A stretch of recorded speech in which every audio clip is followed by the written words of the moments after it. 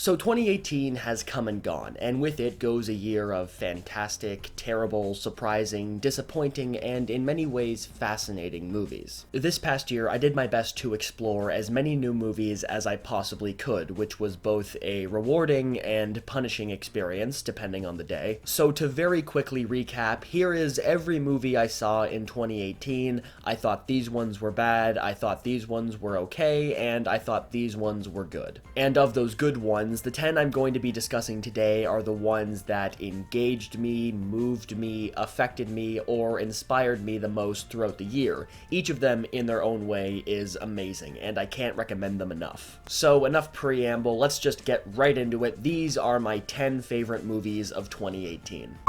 When it comes to comedy, Armando Iannucci has one of the most unique cinematic voices out there, and he uses it perfectly in The Death of Stalin to tell the story of, well, the Death of Stalin. This movie rides a very interesting tonal line, never really making light of the harsh, unforgiving environment it portrays, but rather using comedy to highlight the cartoonish nature of this brief, tumultuous period in Russian history. As a comedy, it's great and the jokes all land, but what really sells the humor is that it's so unflinching in how it exposes the ridiculous core of its political struggles, and it will shock you just as often as it will delight you. Plus, the actors are all fantastic, working off each other with impeccable comedic timing and building this consistent, hilarious rhythm across the movie that's never broken. This movie tells its story in a way no other movie could, and it may not be the most dignified portrayal of history, but it's definitely one of the most rewarding.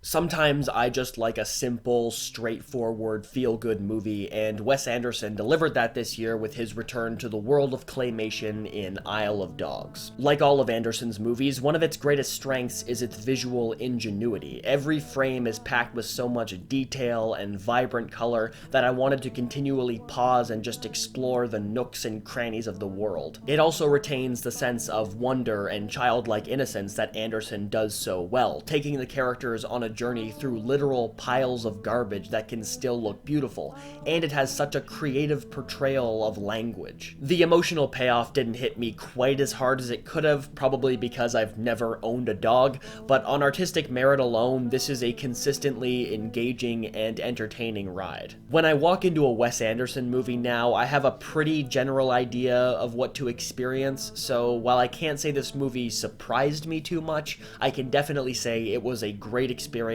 and another great entry into Anderson's filmography.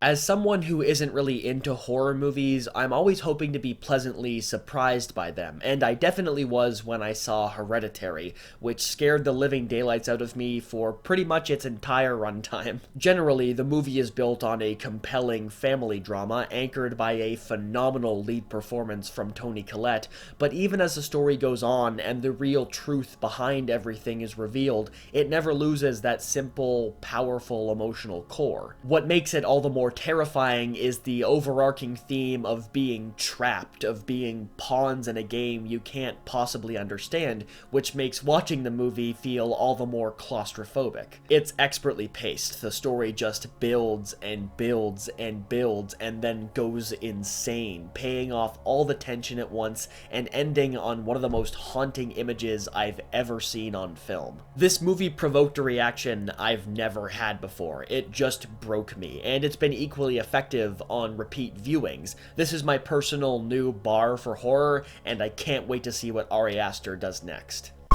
This was a year with quite a few pleasant surprises and exceeded expectations, but I think the sleeper hit amongst them all was American Animals. This movie revolutionizes the structure of the heist movie, but its ambitious storytelling techniques don't just apply to that genre, and I think it could be quite the trendsetter in that regard. It blends together dramatic and documentary storytelling techniques in a way I've never seen done before, and it's constantly blurring that line between what real people are telling us and what the characters are doing and saying. The movie is based on a true story, but like our spectator perspective in real life, we have no way of knowing what the real truth is. We can only guess or speculate or pick someone's perspective as our truth. And beyond all that, it's a tense, captivating, edge-of-your-seat thriller, so if you want that, you'll get it, and you'll also get some of the most inspired filmmaking I've seen recently.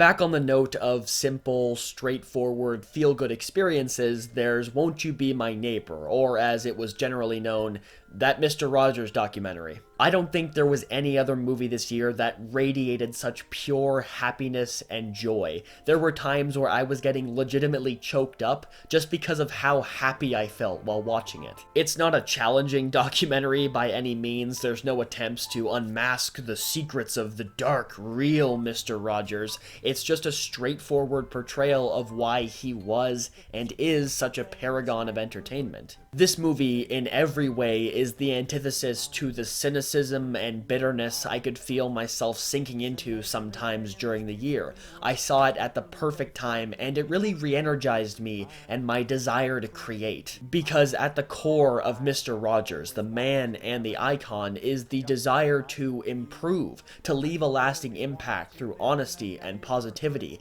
and to care about what you do. That's a lesson he taught us all, and it hasn't lost any relevance yet.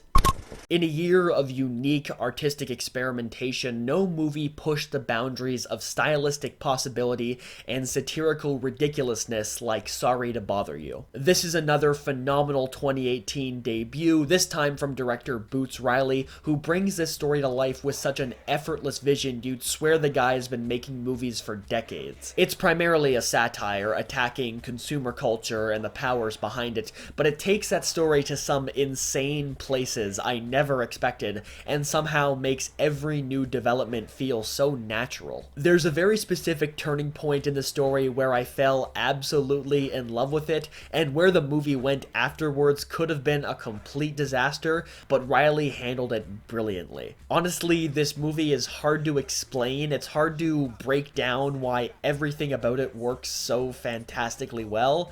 You kinda just have to see it to believe it, and you're in for a wild ride.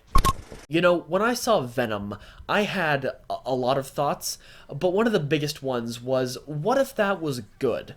Luckily, I had already seen Upgrade, so I had my answer. This movie is really everything I love about science fiction. It builds a solid futuristic world without shoving it down your throat, it uses familiar concepts in a refreshing way, and it does so much and feels so enormous even by doing so little. The standout aspect is definitely the action, which is so uniquely framed and delivered, putting so much weight behind every blow and bringing so much spectacle to such small-scale fights. To be fair, it never really deviates from the generic revenge story structure, and in that regard, a lot of the story beats are fairly recognizable and predictable, but right at the end it puts this really unique spin on things that adds the whole new meaning and depth to the story overall. If you're looking for a thrilling, intense, standalone science fiction adventure, or you just want something to tide you over until the next season of Black Mirror, this will definitely deliver. You know, I never would have predicted that my favorite movie of 2018, or my favorite anything of 2018, would be produced by Eminem. But then Bodied came along, so here we are. This movie was directed by famous music video director Joseph Kahn, and he brings the very recognizable brand of kinetic energy from that medium to this one to great effect. The battle rap sequences are exquisitely written and feel so grand and epic somehow, but the movie never forgets the inherent silliness at the core of its premise, but rather than letting that undermine the serious aspects of its story, it reinforces it. And comedically, it's amazing. The movie skewers every single target it goes after with incredible precision, and somehow keeps things grounded and human despite being so hyperbolic and cartoonish at times. This movie just blew me away. It was everything I wanted and more. There are no uninteresting shots, and I only hope that future movies can emulate this kind of stylistic insanity, because that alone makes for a very rewarding viewing experience. Sometimes I worry that hype can ruin a movie for me, but if I had to pick one movie from last year that delivered on everything it promised, it would be Searching. The story unfolds entirely on a laptop screen, and this is the most effective use of that gimmick so far. It's a really masterful way to show perspective, and how perspective changes and evolves with the main character. You get a perfect sense of what he's seeing, what his limitations are, and the audience is with him the entire time. You can never predict what's going to happen next until the characters find out. Funnily enough, I actually watched this movie on a laptop screen, and that doesn't take away any bit of tension, dread, or intrigue from the story, although I wish I could have seen it in theaters. And beyond the unique way the story is told, the story itself is excellently written, superbly paced, and emotionally resonant. This movie had me tearing up in the first 5 minutes from showing a Google Calendar. If that's not art, I don't know what is. And to finish off the year, there's the best comic book movie and best animated movie of 2018, the most artistically ambitious project I've ever seen this character be a part of, and the movie from last year I've wanted to revisit over and over and over again, Spider-Man Into the SpiderVerse. This is the first comic book movie to really capture the look and feel of that medium, and it brings the stylistic touches of comics to life in a way I never thought we could see. And despite the fact that it covers so much ground, introduces so many characters, and explores so many worlds, nothing ever feels rushed or truncated. This movie's world is one I want to explore again and again because there's so much potential. When I look at this movie in comparison to its live-action counterparts, it does and says so much that they simply can't do or say, which proves how viable and valuable animation can be in bringing these stories and characters to life. I think Tom Holland's doing a great job. I like the MCU Spider-Man, but if I had to pick one form for this character to appear in from here on out, it would be this, and I can only hope the sequels will live up to this level of quality and just art.